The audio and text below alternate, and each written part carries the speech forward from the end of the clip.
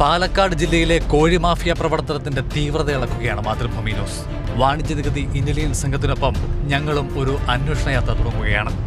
ഫെബ്രുവരി 13, സമയം പുലർച്ചെ 3 മണി, സ്ഥലം നല്ലേപ്പിള്ളിക്ക് സമീപം ഇരട്ടക്കുളം.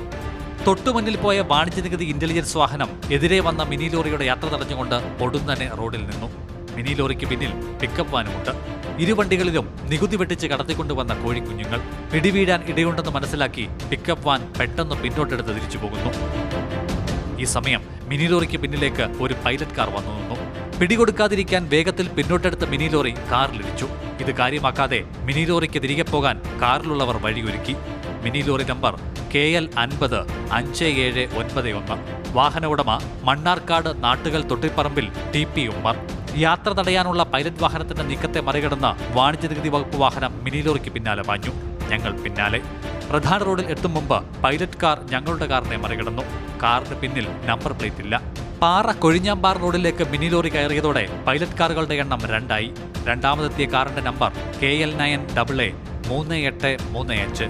ഉടമ കിണാശ്ശേരി ഉപ്പമ്പാടം ഷിഹാബ് മൻസിലിൽ അബ്ദുൽ ജബ്ബാറിന്റെ മകൻ AJ ബാബു. ഇടത് വലത് വശങ്ങളിലൂടെ കാറുകൾ വാണിജ്യ നികുതി വാഹനത്തെ പെട്ടെന്ന് മറികടന്നു. ഒപ്പം റോഡിൽ സമാന്തരമായി ഓടിച്ച കാറുകൾ വേഗം കുറച്ചു. ഇതോടെ ഇന്റലിജൻസ് വാഹനത്തിന്റെ മുന്നേറ്റം പൂർണ്ണമായി തടസ്സപ്പെട്ടു.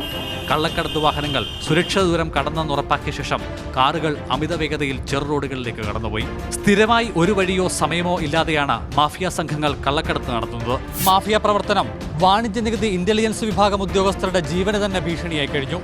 സർക്കാർ സംവിധാനത്തിന്റെ പ്രവർത്തനം തടയാൻ ഇവർക്ക് ആരാണ് ധൈര്യം പകരുന്നത്? പോലീസ് മറുപടി പറയേണ്ടി വരും. ക്യാമറമാൻ മനോജ് പുതുപ്പാടിക്കൊപ്പം CK അഭിലാൽ, മാതൃഭൂമി ന്യൂസ്.